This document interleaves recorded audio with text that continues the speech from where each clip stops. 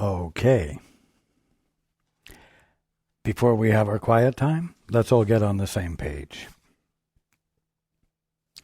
If you're in the Sparkly book, it's page 391, the third paragraph. In the second edition, it's page 342, paragraph 8.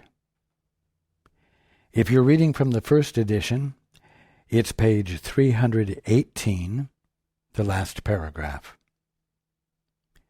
In the JCIM, it's page 164, the sixth paragraph. And if you're reading from the CIMS edition, it's page 329, paragraph 50. Okay, let's take a few moments to be quiet together.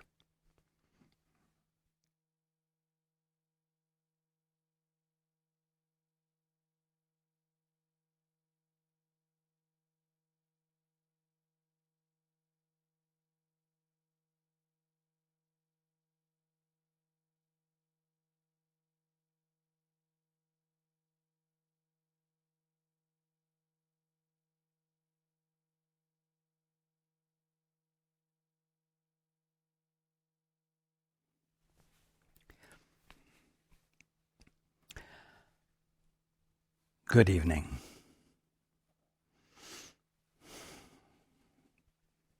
And welcome to everyone who's joining us on the internet.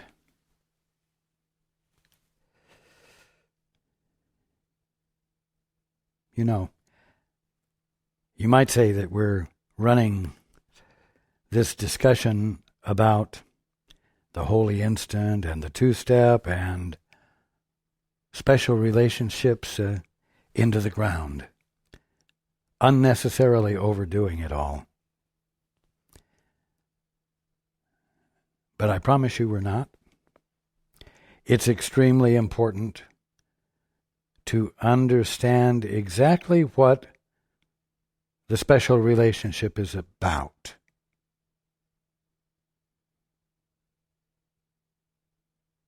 Because it's not all that constructive.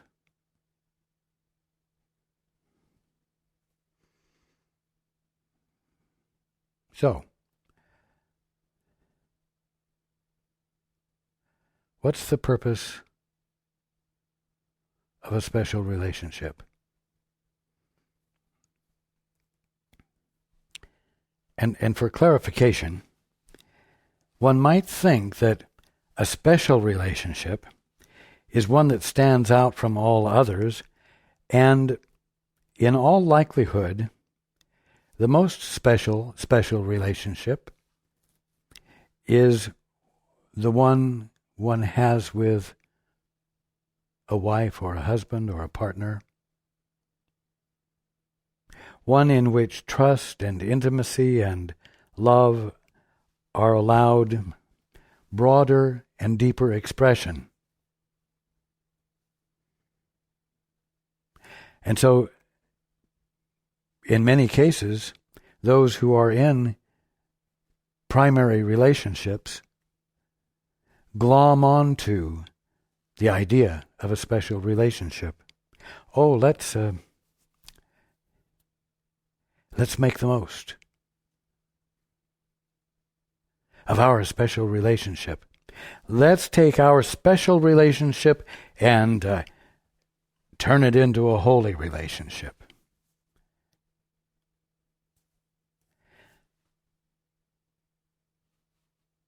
Thinking that it might be easier because the idea is that the special relationship is one that is fundamentally trusting and loving, you see. But no, a special relationship is a relationship one has with anyone or anything when he is unconscious of who he truly is, or who she truly is. That's what constitutes a special relationship. And so it's a relationship with someone you're having an argument with. It's a relationship you're having with someone you don't like or someone who doesn't like you. It's a relationship you're having with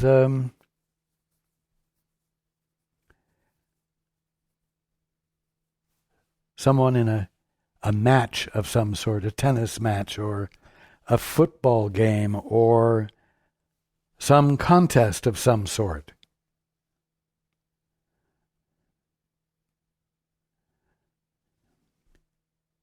All without having any conscious awareness of who you truly, and I'm going to say divinely, are, for clarification, for context, for intent.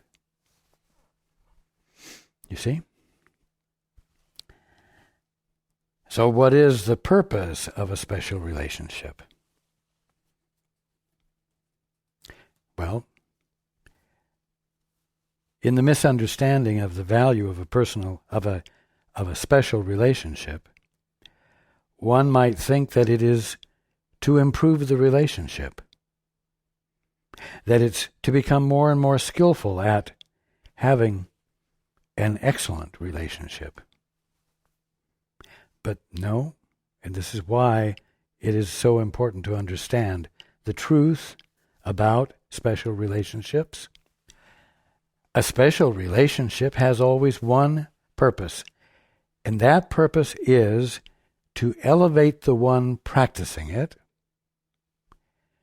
to a position of greater excellence, of greater autonomous excellence. The purpose of all special relationships, even though they are relationships and not something one engages in all by oneself in a cave out in the middle of nowhere, the purpose is to arrive at a point of such perfect independence, such perfect independence with great excellence, that one can demonstrate once and for all that he or she is a valuable, valid presence, an eternal presence in its own right.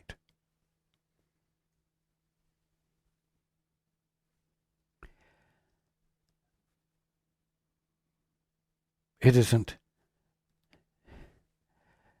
relevant to someone else, anyone else at all. It's entirely selfish.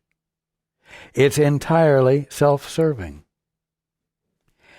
And so the skill that one acquires and develops and brings into play in relationships with others, where others are working diligently also to improve the relationships, while still not knowing who they divinely are always for independent, selfish reasons with absolute, demonstrable autonomy being the ultimate goal.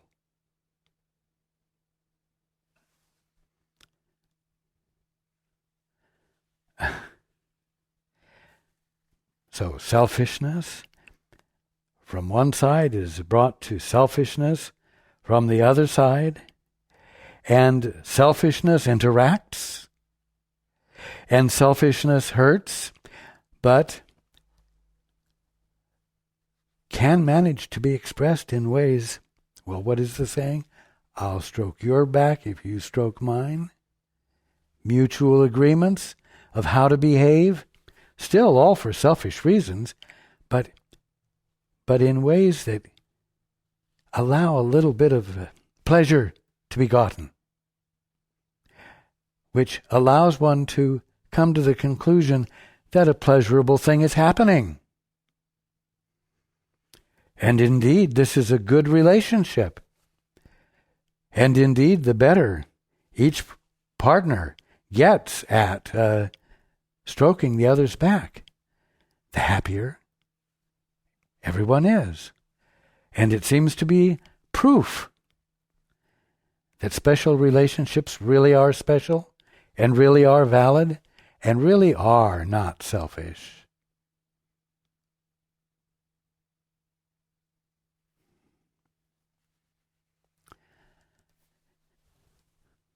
Now, I'm going to be very clear here.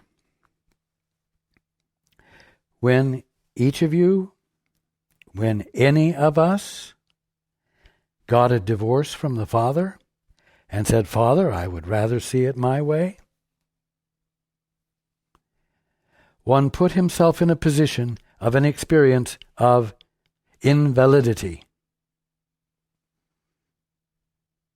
pretending to be something he or she could not be. And out of that emptiness, everything else developed. And everybody, out of their emptiness, comes to each other and strokes each other's back for a little bit of pleasure, for the sole purpose of overcoming the emptiness without doing the only thing that will fill the emptiness once again, which is remembering who you are and choosing to be that consciously and abandoning the charade, abandoning the act, abandoning the styles of relating that all, in one way or another, seem to identify forward movement on the path of becoming absolutely, genuinely autonomous. It's unwholesome because it's unholy. It's unwhole, unwhole.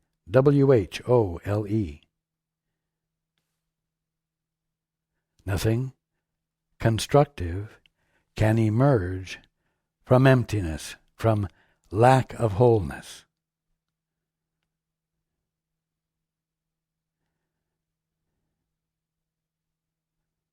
So, always the purpose of a special relationship is to improve oneself.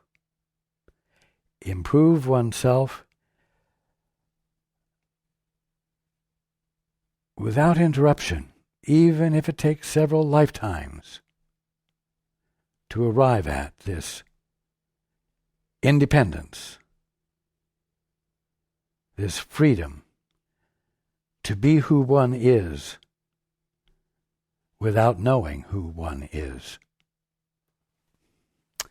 And so, going into the book, the better, in quotes, the better self the ego seeks is always one that is more special. What does that mean? More special means more different from what the Father is being right there where he is or she is. More different. Less like God. Less like all that is valuable, all that is meaningful with a capital M. And whoever seems to possess a special self is loved for what can be taken from him.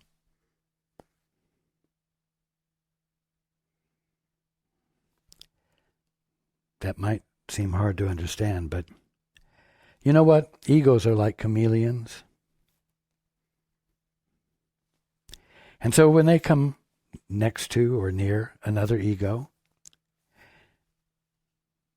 they will sense into that other ego. They will sense into whether there's betterness there, whether there's something more desirable there, including maybe that the other ego is somewhat attracted, whether sexually, whether personally, whether financially, whatever.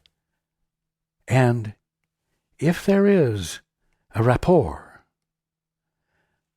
the one approaching will sense into it and begin to modify his or her behavior, modify who he or she is, if it looks like there might be gain from the other person's perception of him.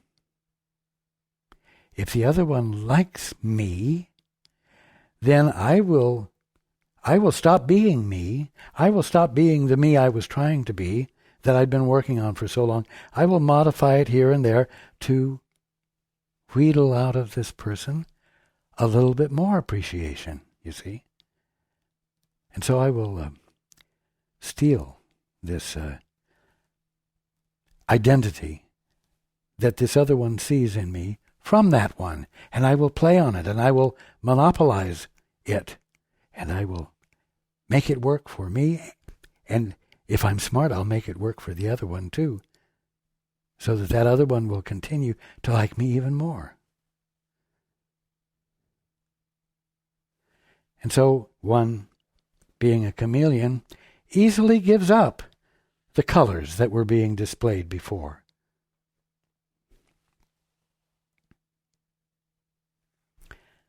And so you take from another their good will, their good intent, their good perception, whether it's true or not.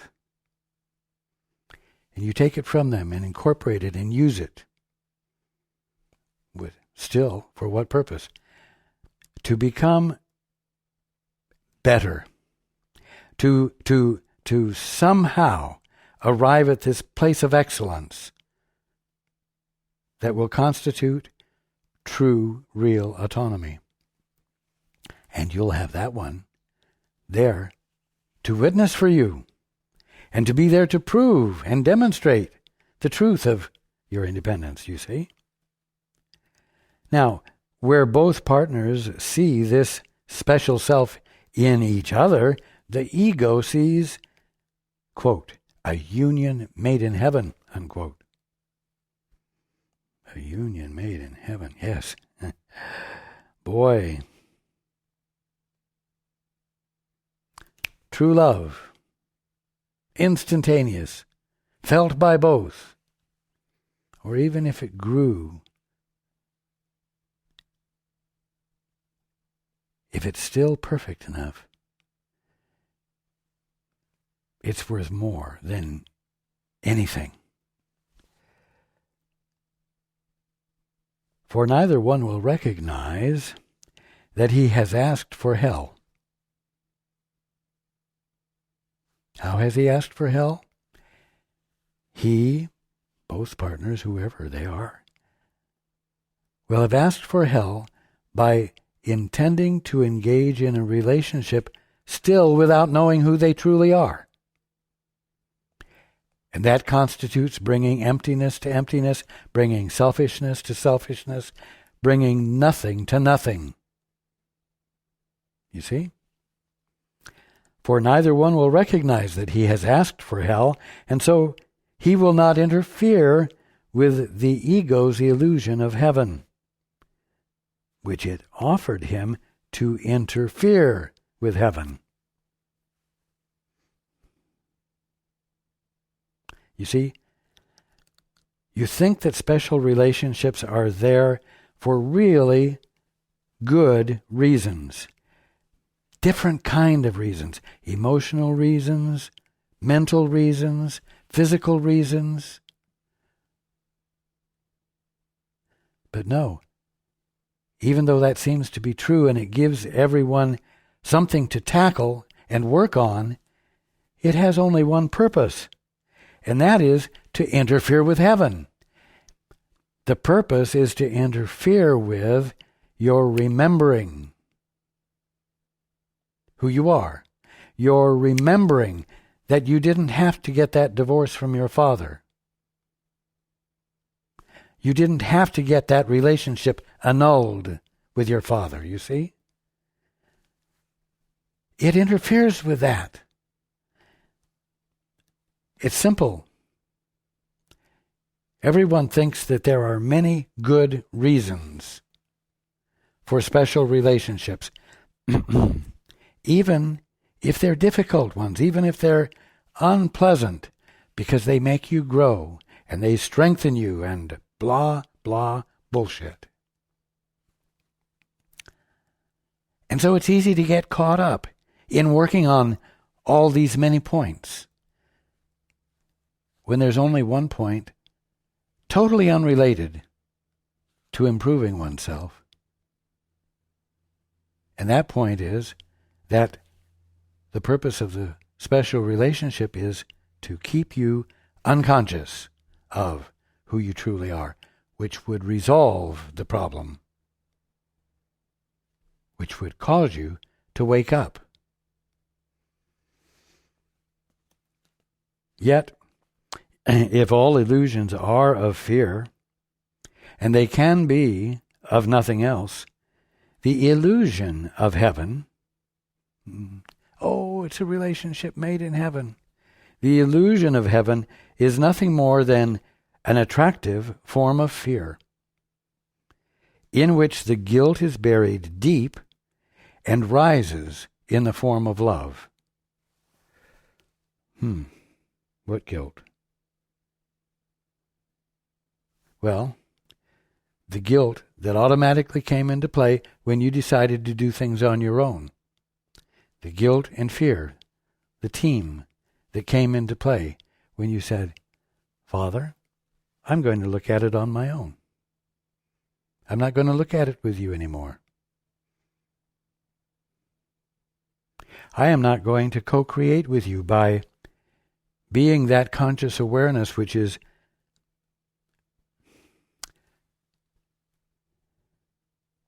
devoted to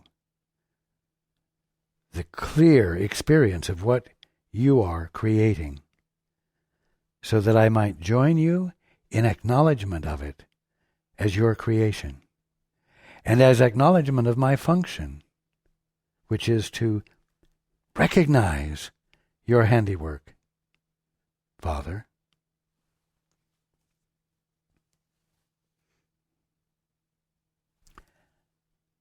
When you abandoned that, guilt and fear came into play. You don't like the guilt, so you push it out of sight.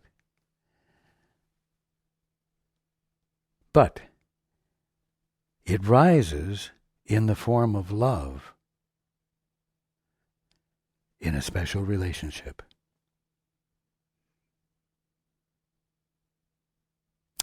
The appeal of hell, I know these are strong words, and you probably think you can wake up without taking a look at them in this strong form, but I promise you, if you will take a look at them,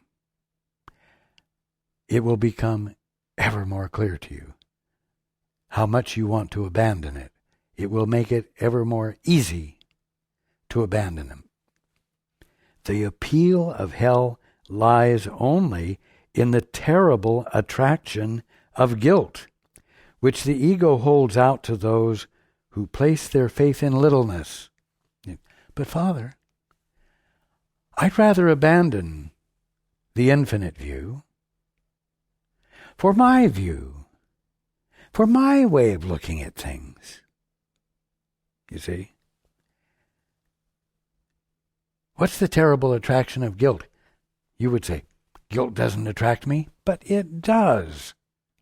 It attracts everybody because if one has forgotten who they are, the experience of guilt is perceived to be appropriate, normal, essential motivation for self-improvement.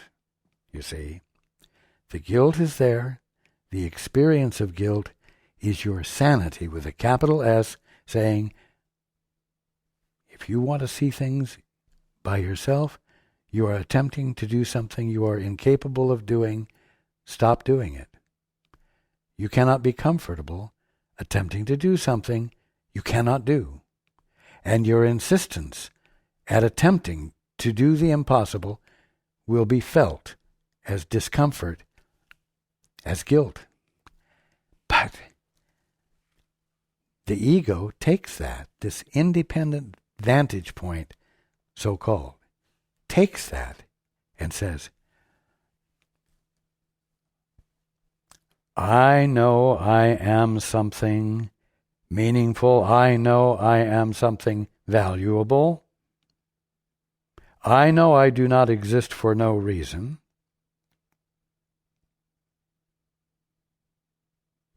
And therefore, I am going to use this discomfort for the purpose of uncovering my worth through my own independent acts, and uncovering my worth through the subtle manipulation of my world and of my brothers and sisters for my benefit.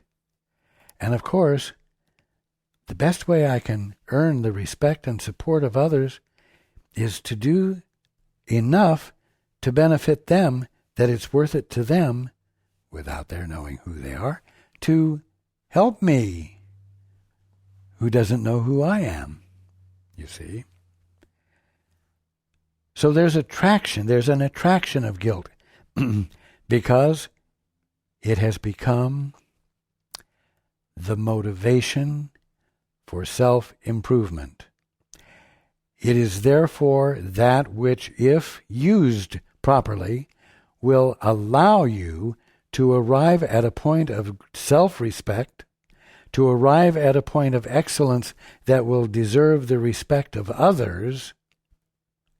And so you are hooked on guilt. It is attractive to you. You see, the appeal of hell, which means the appeal of the experience of not knowing who you are because you said, Father, I'd rather do it my way. The appeal of that experience lies only in the terrible attraction of guilt which the ego holds out to those who place their faith in littleness. You see?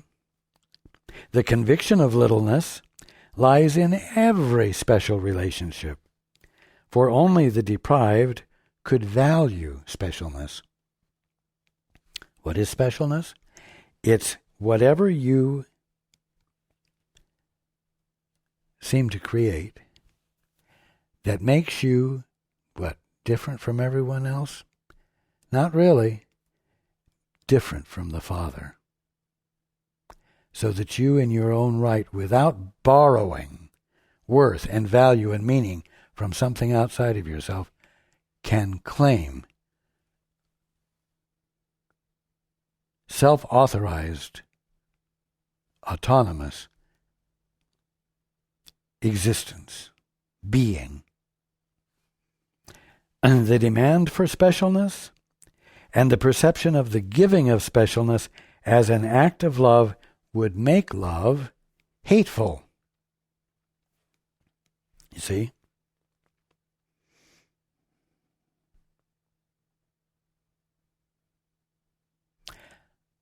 Why hateful? Because it's destructive. Why is it destructive? Because it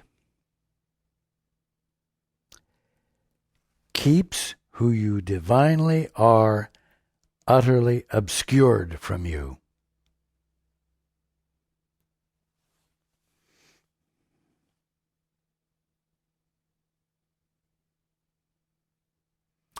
The demand for specialness and the perception of the giving of specialness as an act of love would make love hateful.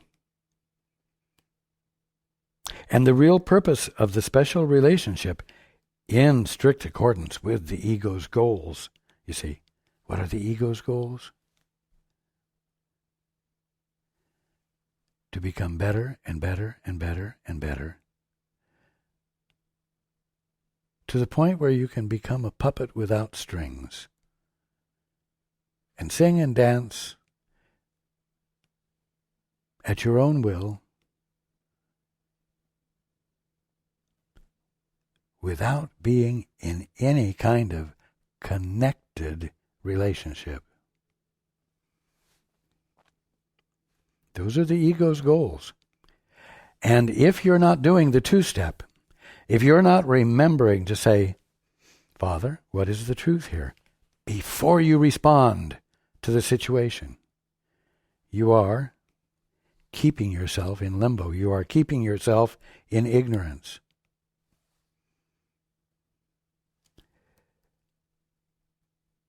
The real purpose of the special relationship, in strict accordance with the ego's goals, is to destroy reality and substitute illusion.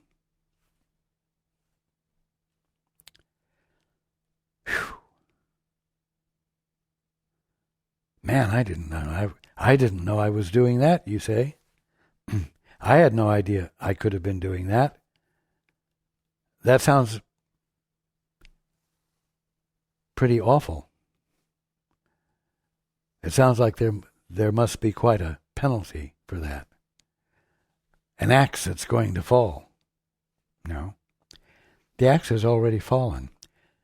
And the only axe that can fall is that when you are choosing to ignore what you are, you will experience being unconscious of what you are. And the moment you stop choosing to be unconscious of what you are, the axe that fell will no longer present itself as an actuality. And there won't be any suffering or penalty, because you'll see the truth. You'll know the truth. And you won't try to do the impossible or be what you cannot be. For the ego is itself an illusion, and only illusions can be the witnesses to its reality, in quotes. The ego is itself an illusion, and only illusions can be the witnesses to its reality.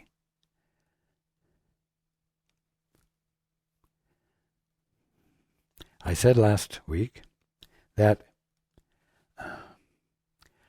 the ego and the Holy Spirit are two different identifiers of one thing, you. The ego is you, unconscious of who you are. And the Holy Spirit is you, conscious of who and what you are. Recognizing your inseparable relationship with God and your willingness, your love for joining with your Father, with that which has given you life, is giving you life, and will forever be the life of you, flawlessly.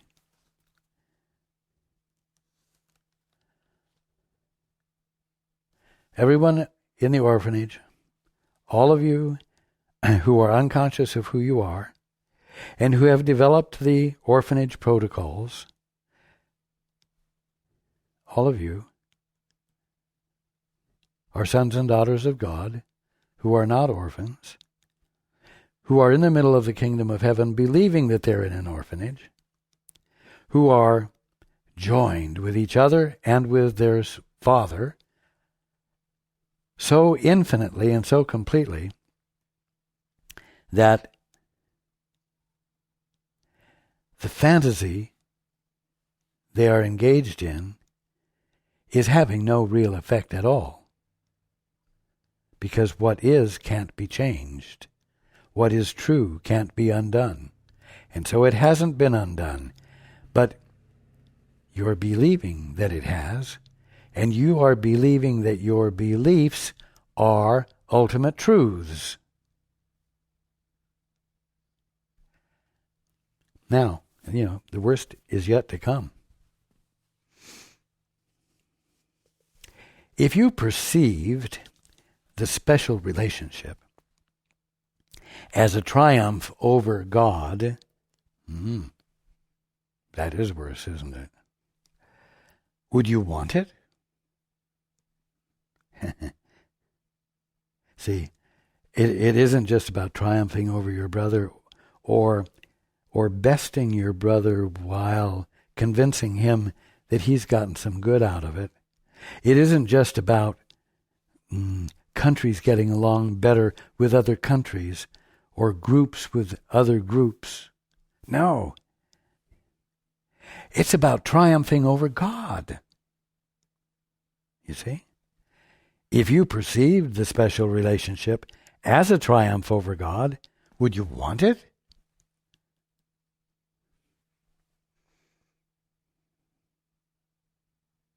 No, you hadn't thought about it that way.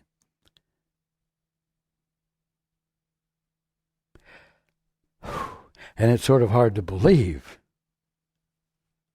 that it is.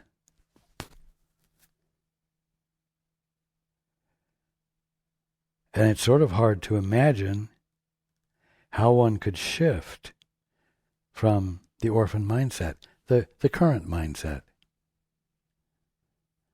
And it's sort of hard to believe that it might actually be valuable. That's hard to believe.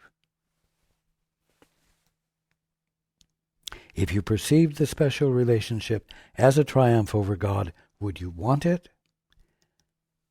Let us not think of its fearful nature, nor of the guilt it must entail, nor of the sadness and the loneliness.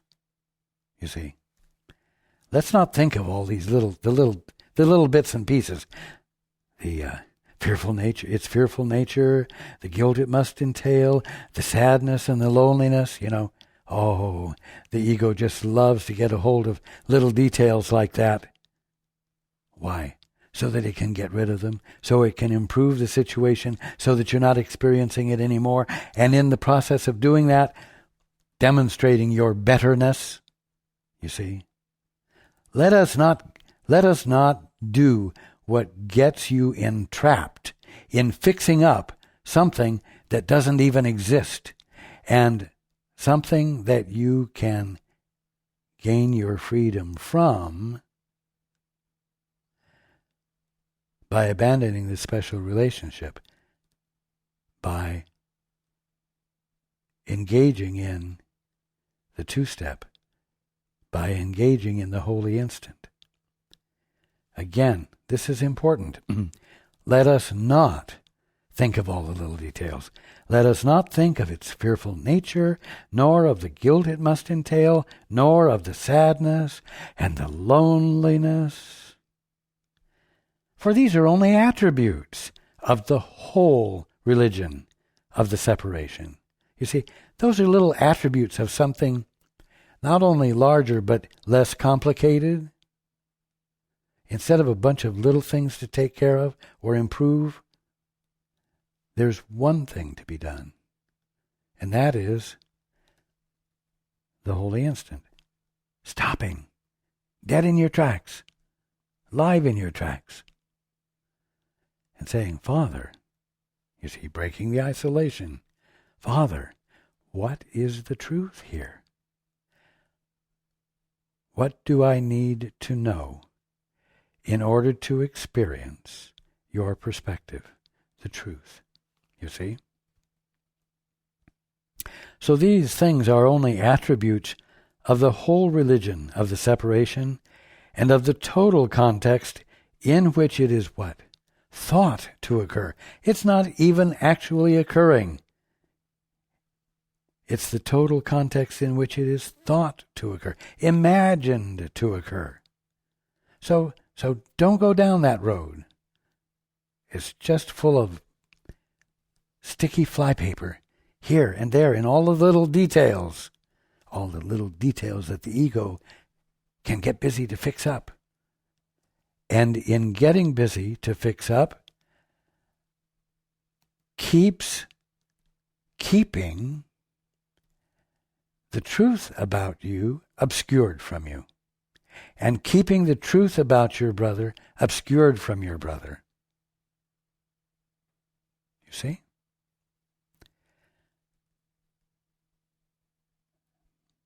Now here's the ugly truth. The central theme in its litany to sacrifice is that God must die so you can live. You know, you can listen to those words and say, you can almost laugh. What a ridiculous idea. I mean, anyone who believes there is a God knows that God can't die. Maybe the Son of God can die, but God can't die. And so when it says the central theme in its litany to sacrifice is that God must die so you can live, you blow it off with a little laughter. Not you. Not you. But here's the thing. It's simple. There's no penalty to it because you'll only suffer from ignorance until the ignorance is replaced with clarity of mind. As long as you think you're just a mortal, something that came from a sperm and an egg, a little bit of matter, a little bit of protoplasm, as long as you think that, and you live your life on that basis, you never have to imagine that there's a God. You never have to pay attention to a God. And the more conscientiously you engage in improving yourself in your own right, you're keeping God out of sight and out of mind and dead.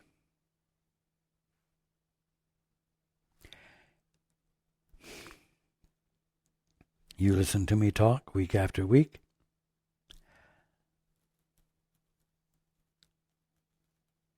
You watch Paul and you know that he struggles with letting me respond to everything. In other words, staying joined with me all the time.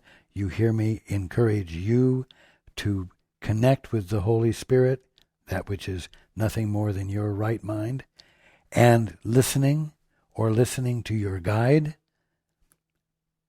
and staying joined in your guide's perspective, which is really your true perspective. You hear me say, do that, do that, do that. And you have reasons for not doing it. You have arguments against doing it all the time, just as Paul does. So, this isn't as comical or irrelevant as you might think that when it says the central theme in its litany to sacrifice is that God must die so you can live. You know, God must be out of the picture so you can manage to not have to listen to God all the time. It's simple clarity. It's simple simplicity.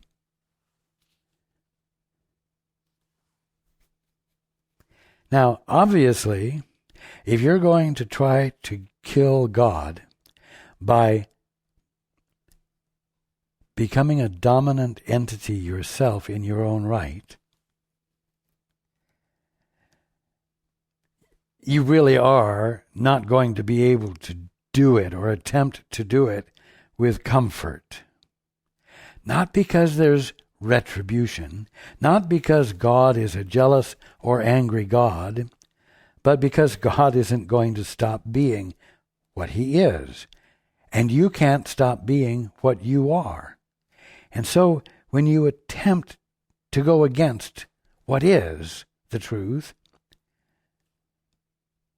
nothing is going to drop a penalty upon you. You're just going to experience the exhausting strain of attempting to do something you can't do. That's all. But as I've said before, the strain, the distress, the pain, if you will, the fear, and so on, will be as great as that which you're attempting to overcome that you can't overcome. The harder you push against the rock of Gibraltar, the more your fist or your hands or your muscles are going to complain. Not because the Rock of Gibraltar decided to blast you with a penalty, but because you're using yourself to attempt to do something you can't do, and you're doing it with all your might. And all the might you're bringing to it, you are experiencing as the discomfort of the impossibility of what you're trying to do. Okay? The central theme in its litany to sacrifice is that God must die so you can live. And it is this theme which is acted out in the special relationship. Every special relationship. Your relationship with your cat, your relationship with the bees, your relationship with your mate, your relationship with your car, your relationship with anything.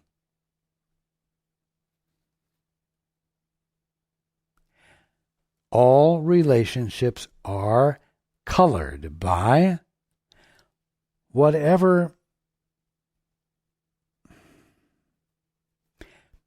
pigments you are introducing into the mindset through which you're looking at everything. Simple. Through the death of yourself, you think you can attack another self.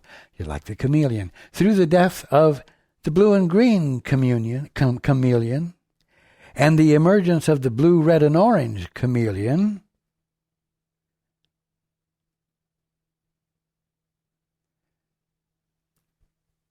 you cause the death of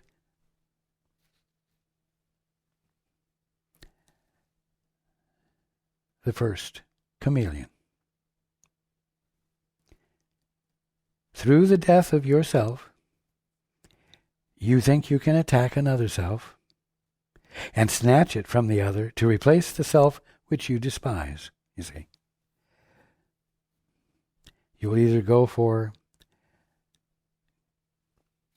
the picture you have about what another thinks of you, or you will go after what that other one actually does think about you, and you will snatch it away and use it for your own selfish purposes.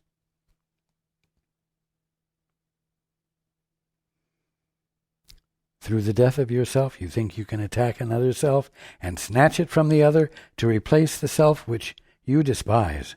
And you despise it because you do not think it offers the specialness which you demand. And of course it doesn't. And that's why you are working to create your more and more special specialness, your greater and greater difference from God.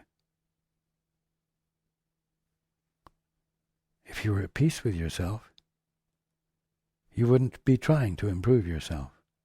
And in fact, when you allow yourself into the holy instant, where God's laws prevail, and you experience the perfect harmony of being,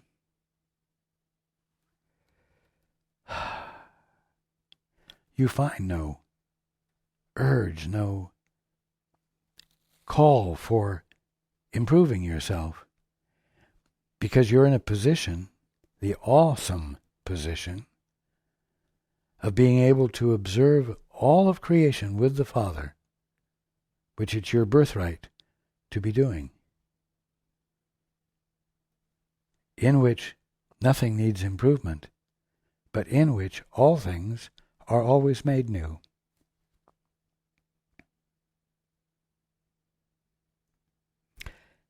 You despise it, the self you're currently experiencing. You despise it because you do not think it offers the specialness which you demand. And hating it, you have made it little and unworthy because you are afraid of it. See? Now mind you, you don't have two selves.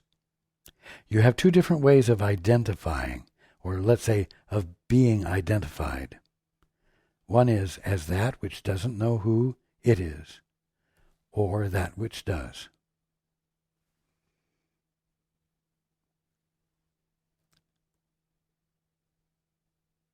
you are the son and daughter of God. But if you don't know it, then this son or daughter of God that you are becomes something you're unconscious of, and there is the presence of fear and guilt, which prompts you then to get off your ass and fix yourself up, improve yourself, better yourself, you see, because it's not good enough. And what is it that's not good enough? The Son of God. Right now, the Christ that you are. Christ Mary, Christ John. You see?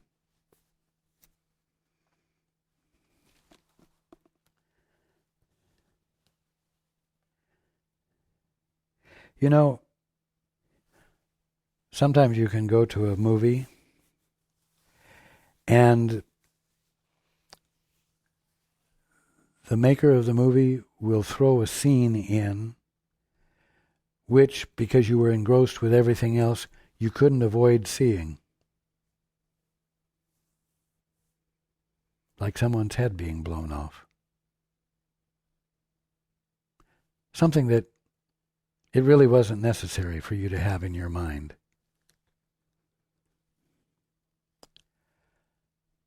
And now it's there. And it will always be there. Well, we're talking about hard things here. And you might say, I didn't need to know all of that. You threw it in when I was not expecting it. And it was unfair. But what we're talking about here, what's being uncovered here, is something that you do need to have in your mind. And it does need to be indelibly present. Because then it gives you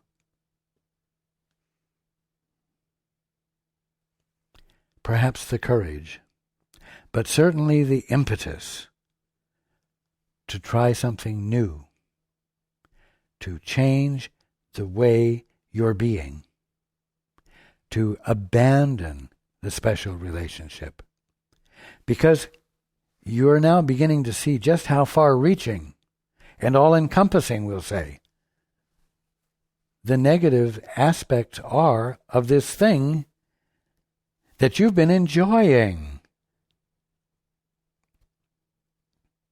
Because it's made life challenging and interesting, troublesome, yes. But you deserve more. It's your birthright to be experiencing something different. And so we have to look at this. And I thank you for bearing with me as it's uncovered. You might well have skipped these pages when you read the book.